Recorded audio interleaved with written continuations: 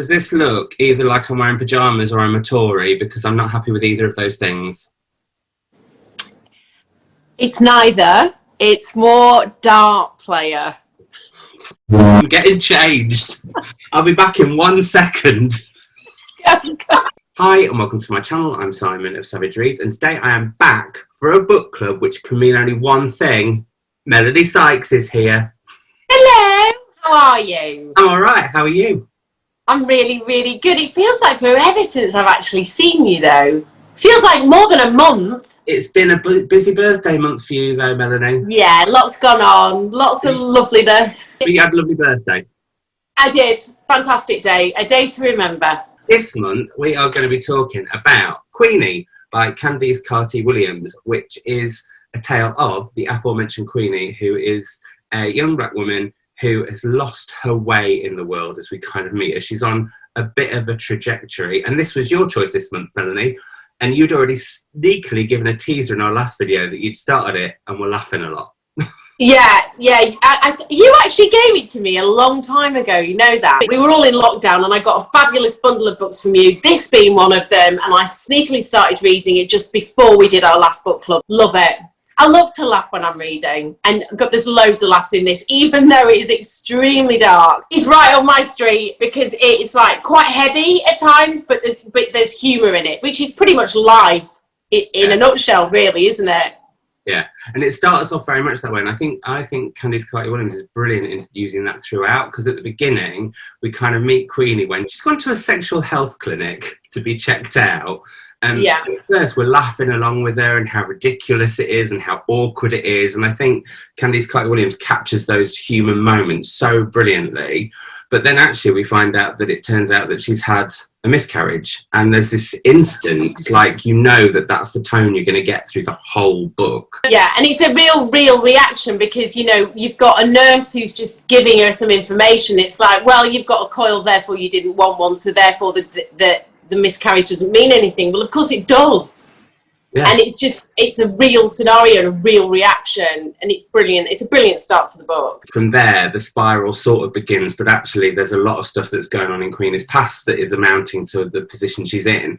So I wanted to ask you about Queenie, because she's such an interesting character, because she's not your sort of typical heroine of a novel. And also, at moments, she really chimed with me, but other moments, I just wanted to have a word with her. What's going on, Queenie? Like you say, it's not your usual sort of heroine of a novel, but in life, this is very representative of what happens to a lot of people. Yes. Yeah. I read it and I feel relief in a way.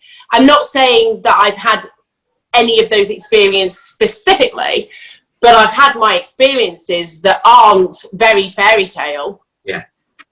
But that is life, and it's the danger is when we think that we're missing out on an alternative universe that's a bit kind of nicer and a bit kinder. Well, there isn't one. This is it. Yeah. It's how we react and respond to it. So for me, it's extremely real, and I want to read real stories. She comes at you, flaws and all. You know, she's got lots of different opinions. She's living quite an unhealthy lifestyle in a lot of ways, particularly as the book goes on in terms of her sex life. It's quite, which we'll come to later. I mean, we talk about it in every book club pretty much. So even when it's not warranted.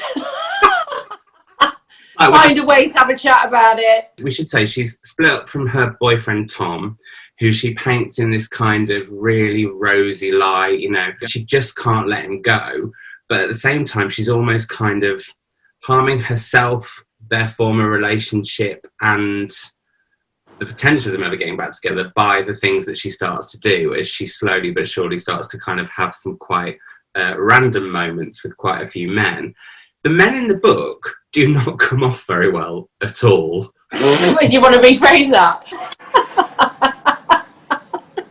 Sorry. What I felt from the beginning and for most of the story is that she thinks they're on a sort of a break, and they're not. He's actually moving on. But she is reading what she wants to read from the messages and from the conversations. She wants to keep it as they're on a break. When the book explores historical happenings between them, she also has been an extremely tricky character. There's a section where he's asking her what she'd like for her birthday, and it descends into an argument because she's thinking, well, why don't you just go and buy me something? Use your imagination, think about what I like and go buy it. And he's just thinking, well, I just don't want to get it wrong. I'm just asking you. So, and we've all been there and had the most ridiculous arguments that come from a really beautiful place. I mean, what a pain in the arse she is. He's just saying, what do you want for your birthday? And that's one example of where she's not great. And also she doesn't really tell him how she's feeling. Like she's quite arsey with him a lot of the time. And he's trying to be nice and he's just trying to be a good boyfriend. And so it's as always with all relationships, it is a two-way street which ends the relationship. It's never really all of somebody else. No. But his crimes are sort of bigger for, crimes is a bit of a strong word, but that he doesn't support her when she's experiencing racism in his family home. He definitely fails at that point. Yeah, by default, even though we can see it in Not a Great Light, we still side with her. I found that really interesting because I felt by the end of it, and this may just be me being a bit ridiculous with books, but I felt like I'd got to know her really well and she was my mate. At the end of it, I felt like I was one of the corgis. You see, if I'd have been one of the corgis, and I do this with my friends all the time, although I'm extremely supportive, I also like to play devil's advocate if I think the other party is worth exploring their position. Yeah. I'm very fair in that way. So I didn't really side with her on everything. I thought it was interesting that none of her other friends had actually explored the fact, like, are you sure you're on a break? I loved the whole element of the corgis, which are her friends. And also I loved the way they're all so different. And I love how this group of women are there really, really supporting each other, even when sometimes they question the fact they should be supporting each other. But I felt that was really, really real. Oh, I loved those interactions between the girls on text. It's just too funny. What's her maid, Cheska? She's my favourite character. Her stories are hilarious. She's so irreverent and she listens and she's supportive, but she's also not scared of being a little bit edgy about things and then giving all her dark and crazy, stories as well. So she's just really, she's not judgmental of Queenie at all. She's just there for her. And that's the case with all of her friends. It's like when she's having to borrow money off another friend, they're just not bothered. It's like that's what friendship's about. It's about and I thought that was really positive throughout. Speaking of that as well, one thing I wanted to mention is I really liked the layout and how you would get text messages or you would get WhatsApp group chat. So you've got that there. And also emails. How did you feel about that? Because it could have been gimmicky, but I didn't feel like it was. It felt real. No, I loved that element of it. I think you have to move with the times. I think that's how people communicate. But it is, I think, the first time I've seen it in a book. It made it more pacey in parts because you've got that da-da-da-da. She's also struggling at work, Queenie, in the fact that she really wanted to make a change within the media that she's working in, at this magazine, and she's ended up just kind of filing stuff, which she's not really enjoying, and she tends to spend most of the day trying to be anywhere else and pretend she's there. But she does embark on a flirtation with Ted. Now, as soon as that's how I felt. As soon as Ted comes on the scene, I was doing that.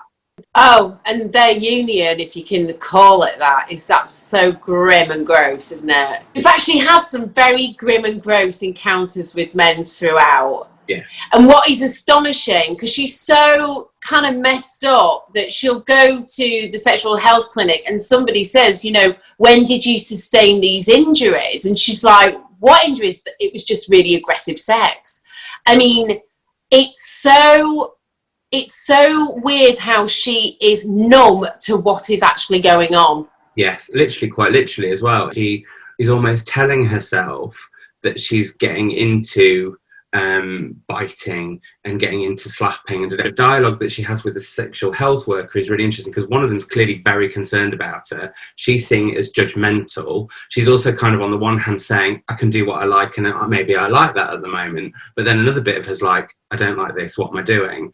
And I know that not necessarily in that scenario, but there have been lots of scenarios in my life where I've thought I am telling myself I am enjoying something, be it going somewhere, doing something, whatever, and you're not, and it's how you feel lost within yourself. And also just the fact that these men are so easy to get and be so vile. That really bothered me. So vile.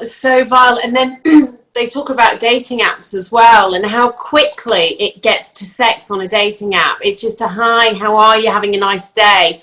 And then there's a dick pic.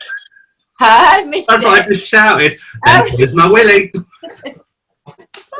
It's like, oh my God, is that all people have to go with, like, straight away? Is that acceptable? That's also, there's always that thing with me where if that's your best quality, I'm not sure that I want to hang out with you full stop anyway. Yes, exactly. They're minging, but let's move on from that. I felt this book really looks at what is going on for people of all ages right now. When was it written anyway? It came out in hardback last year. Oh, so last year. Okay. Yeah, well, it is current then, isn't it? Yeah, but you know what I mean. I do.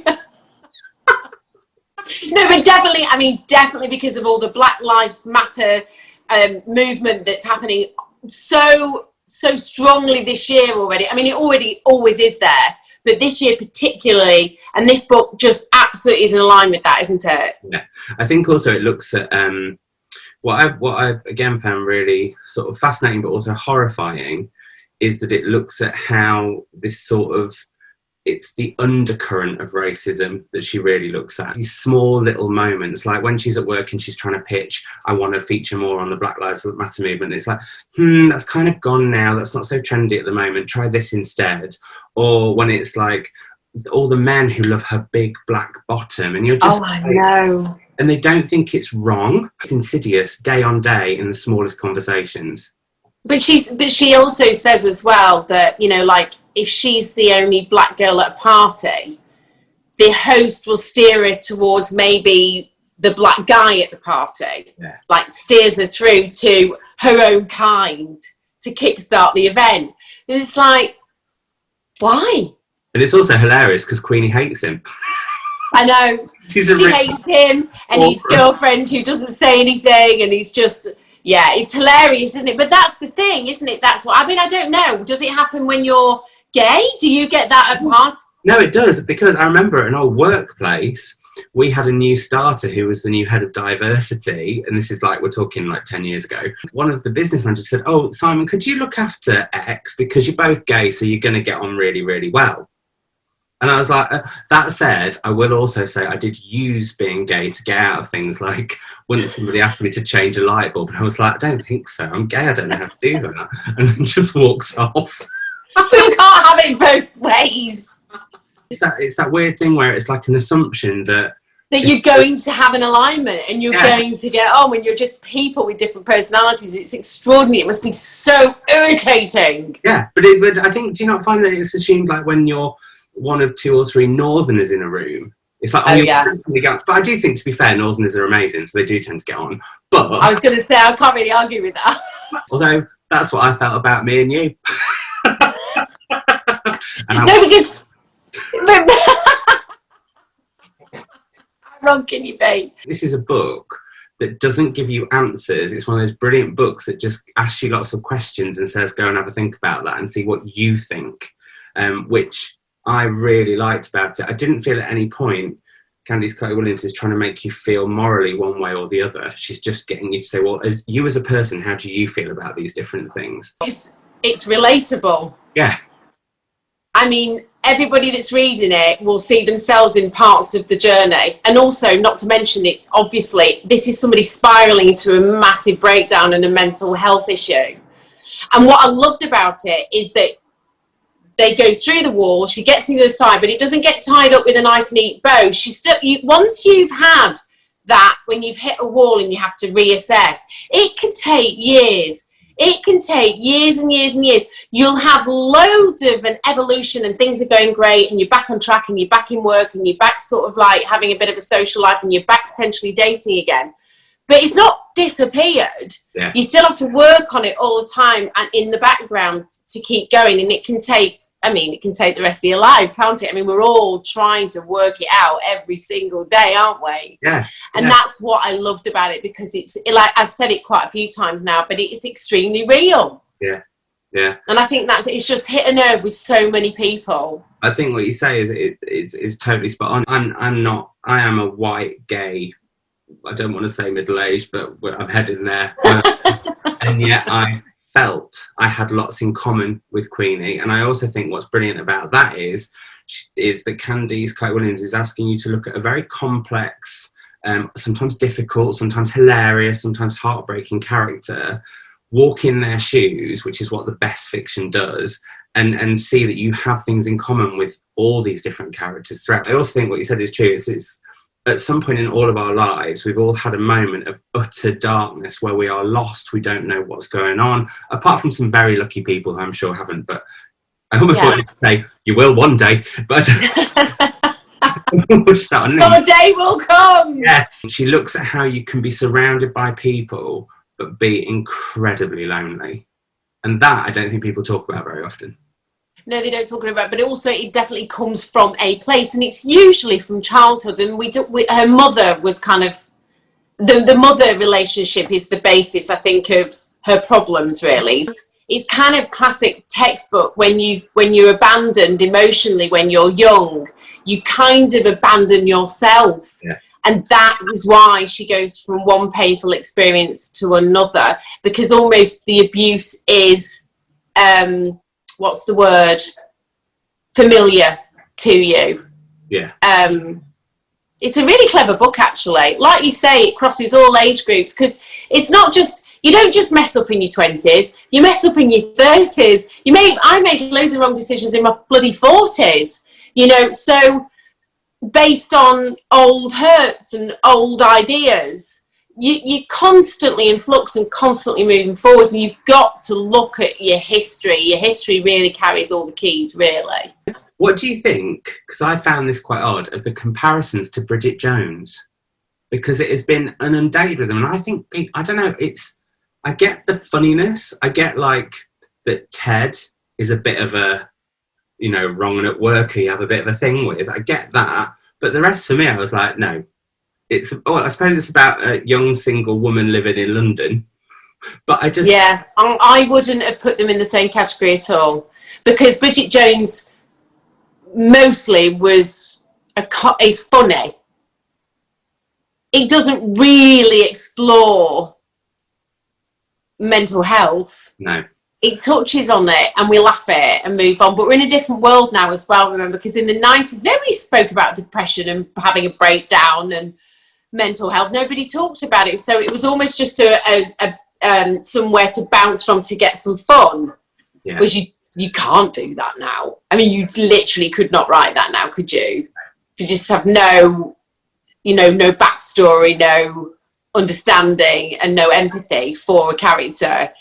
She was, she just kind of used it for jokes, really. I mean, it was good at the time, and I guess if we read it now, it would be extremely dated. She became a caricature, didn't she? Yeah. By the third book. But at the same time, I do wonder, and I hope that this does become one of those books that becomes that sort of talking point book of a certain generation, because I think the more people are reading it, the more conversations are going to be happening like we're having, and I'm sure people will have with us in the comments below. That's hopeful, because the book we've made it sound like it gets really, really dark, and it does, it goes to darknesses that I don't think when you pick it up, you expect that it's going to go some of the places that it goes. But I also think that's quite good. If people are jumping from Bridget Jones to this is going to be a right eye-opener, and rightly so. Absolutely. Yeah, because it's everything's out in the open, everything's being explored, and everything's being tackled, instead of like, zip it, pull your socks up, get over it, move on. Yeah, definitely, I agree with you. I think this is a must-read for so many reasons. It is. Because also I was looking at it, and it goes through, so it looks at sex, it looks at friendship, it looks at family, it looks at grief, it looks at heartbreak, it looks at lust, it looks at religion at points. Like, this book literally covers everything. Right, we've got some questions from readers. Freshman T said, what are your thoughts on Queenie dismissing black men completely? A lot of talk about it online, but I thought it was just a plot device. I actually didn't notice that. until... I didn't notice that, actually. Ask Candice on Twitter would be my suggestion, because I'm sure she'll tell you. Yes, because I actually didn't notice that. No, I didn't either until the question came up, so I think that's really interesting as well. It is, actually, thinking about it. Dee Dee at Brown Girl Reading said, who is the target audience and what are those readers supposed to take away from it? And I find this question really interesting because, one, I'm not a marketeer, so I can't second guess who they were trying to make the audience for. But as we've just discussed, it's kind of a book for everyone and that everyone should be reading. But I also don't agree that you should take away certain things from a book. That's very individual. You mean like this will make you feel a certain way and that's what you should go off thinking? Yeah, no, it's not right when it comes to reading, is it? You're supposed to just make your own mind up. And I think this is a great jumping point, as we said, where Candice is sort of, through Queenie, asking us questions as we spend time with Queenie and not giving us all the answers, which again, I love that in fiction. I don't want everything wrapped up in a neat little bow for me. Yeah, because life's just not like that. No, it certainly isn't. Hamilton's 2015, if they make Queenie into a film, who would you imagine as playing Queenie and or other characters? I would use an unknown. I know it's not a great thing to say, but for a character as strong as this, I would do a casting and pick a complete unknown person, so it's not very helpful, but that's what I would do. Probably the whole cast in a way. I would just do brand new people. I think I've made such a character of Queenie in my own head. Nobody that I could pick would do it justice, so I'd want it to be somebody who I didn't... Yeah, I didn't visualise anybody already existing when I was reading it at all. No, I didn't. Although I have to say, I want to just give a shout out to Siobhan Marks, who is the actress who reads Queenie, because I read it originally when it was in proof form, but the year before it came out. And so I listened to it again, and it is phenomenal. I don't like a lot of fiction on audio, but I might have to do that. The final question is from Abby, H 1995. How do you feel about how the book is labelled as a comedy, considering some of the themes? Is it purely labelled a comedy? It's kind of been labelled as sort of contemporary women's fiction. Some people have said chick lit, and some people have said a comedy. And I think that's where all of the Bridget Jones comparisons have come from. Having said that, though, when I started to read it, I sent a copy to a mate because I said, this is going to make you laugh so much. Have you heard from it again? Yes. So, yes, I guess my biggest feeling throughout it was I laughed a lot. It's because it's written in a way that's funny. I mean, some of the lines, especially her mate that we keep mentioning, Cheska, she's hilarious. I laughed at, even the text messages, her responses to things were just so funny. But also, yes, it's really dark. Yeah. But there's so much fun in it as well. So, next month's pick is my choice, and it's Life as a Unicorn, A Journey from Shame to Pride and Everything in Between by Amrou Al-Kadhi, who is also known as the drag queen Glamrou. And I think this is going to be... I've heard it's hilarious. Well, it's almost on theme from Queenie. It's a memoir, but I've heard it's hilarious, but also absolutely heartbreaking. Yeah. And also, excitingly, about September's choice is that me and Melanie are hopefully going to be filming together in the same room. I mean, imagine that. In the same room! Yay! Finally! I'm so looking forward to that. I think it's going to be so brilliant. I just can't believe we've never actually met. So it's just like... It's fantastic. We're going to be discussing this. I'm really looking forward to this. Yeah, I'm excited about it as well. In fact, I might have to try and find one of those balloons to have in the background. Oh, that would be good, wouldn't it? Or I might dress. We should actually just do helium and do the book club with helium voices.